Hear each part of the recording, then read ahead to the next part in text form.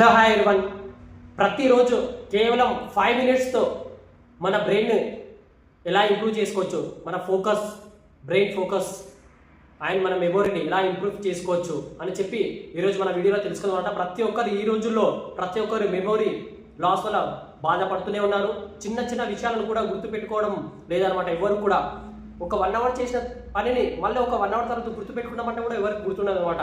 అలాంటి బాధతో ప్రతి ఒక్కరు బాధపడుతున్నారు. కనుక మన డైలీ 24 అవర్స్లో కేవలం ఒక 5 మినిట్స్ ఈ వర్క్ ఇప్పుడు నేను చెప్పే పని కనుక చేస్తే ప్రతి ఒక్కరు మన మెమొరీని ఇంప్రూవ్ చేసుకోవచ్చు, మన బ్రెయిన్ ఫోకస్గా ఉంచుకోవచ్చు అనమాట.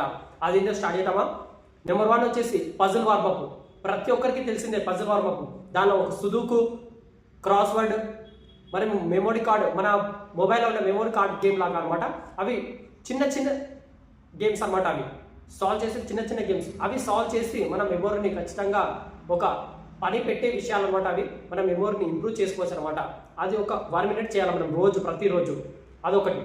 తర్వాత మెమొరీ క్రాస్ గేమ్ అనమాట ఇంకోటి. అది ఏంటి అంటే ఇప్పుడు ఏదైనా సిటీ అనుకోండి, ఒక ఫ్రూట్ ఏదైనా కేటగిరీ సిటీని సెలెక్ట్ చేసుకోండి, ఏదైనా ఫ్రూట్ సెలెక్ట్ చేసుకోండి, ఏదైనా వెజిటేబుల్ సెలెక్ట్ చేసుకోండి. ఇప్పుడు నేను ఎగ్జాంపుల్గా చెప్తాను మీకు.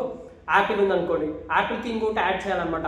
ఏదైనా ఫ్రూట్ అని యాడ్ చేయండి, ఏదైనా యాడ్ చేయండి. ఇప్పుడు యాపిల్ ఉంది, ఆరెంజ్ యాడ్ చేస్తున్నాను, మళ్ళీ దాన్ని రీకాల్ చేస్తున్నాం అనమాట మనము. యాపిల్ ఆరెంజ్, మళ్ళీ దానికి ఇంకో యాడ్ చేయాలి. యాపిల్ ఆరెంజ్ మళ్ళీ ఇంకోటి యాడ్ చేస్తున్నా, యాపిల్ యాడ్ చేస్తున్నాం మళ్ళీ నేను. అప్పుడు ఏం చేయాలి మనం? యాపిల్ ఆరెంజ్ యాపిల్ ఇట్లా దాన్ని రీకాల్ చేస్తూ వెళ్ళాలన్నమాట. యాడ్ చేస్తూ రీకాల్ చేస్తూ వెళ్ళాలన్నమాట.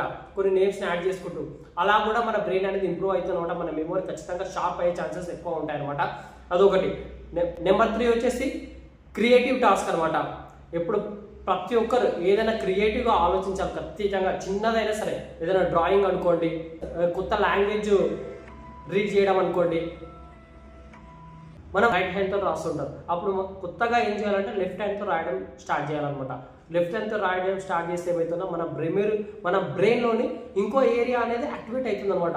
ఎప్పుడు మన రైట్ హ్యాండ్తో రాస్తూ ఉంటాం, అది ఎప్పుడు ఫిక్స్ అయి ఉంటుంది అనమాట. ఇప్పుడు లెఫ్ట్ హ్యాండ్తో రాస్తున్నాం కాబట్టి వేరే కొత్త ఏరియా యాక్టివేట్ అవుతుంది. యాక్టివేట్ కావాలని దానికి పని పెట్టడం వల్ల మన మెమొరీ, మన బ్రెయిన్ అనేది ఇంప్రూవ్ అవుతుంది అనమాట.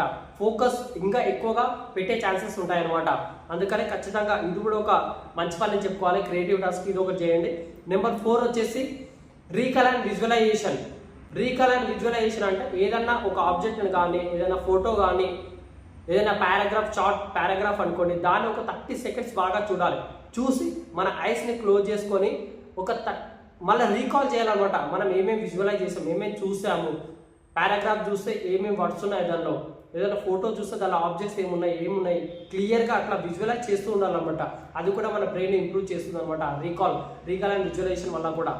నెంబర్ 5 వచ్చేసి డీప్ బ్రీతింగ్ అనమాట. ప్రతి ఒక్కరు డీప్ బ్రీత్ ఎక్సర్సైజ్ మాత్రం ఖచ్చితంగా చేయాలి. బ్రీతింగ్ ఎక్సర్సైజ్ మాత్రం కళ్ళు మూసుకొని ఖచ్చితంగా ఒక 1 మినిట్ డీప్ బ్రీత్ ఎక్సర్సైజ్ చేయాలన్నమాట. ఇన్హేల్ అండ్ ఎక్సెల్ ఖచ్చితంగా చేస్తూ ఉండాలన్నమాట. అది మన ఊపిరితిత్తులతో పాటు మన బ్రెయిన్ కూడా ఇంప్రూవ్ చేసేదానికి చాలా బాగా పనికి వస్తుంది మన బ్రీతింగ్ ఎక్సర్సైజ్ అనమాట. ప్రతి ఒక్కరు ఇప్పుడు నేను చెప్పిన ఈ 5 వాక్స్ మాత్రం డైలీ 5 మినిట్స్ ఖచ్చితంగా చేయండి. మన మెమొరీని ఖచ్చితంగా ఇంప్రూవ్ చేసుకోవచ్చు అనమాట. మన బ్రెయిన్ కూడా షార్ప్ అవుతుంది. ఖచ్చితంగా ప్రతి ఒక్కరు పాటించండి. ఇలాంటి ఇంట్రెస్టింగ్ వీడియోస్ కోసం మన ఛానల్ సబ్స్క్రైబ్ చేసుకోండి. లైక్ అండ్ షేర్ మాత్రం తప్పకుండా చేయండి. Thank you all.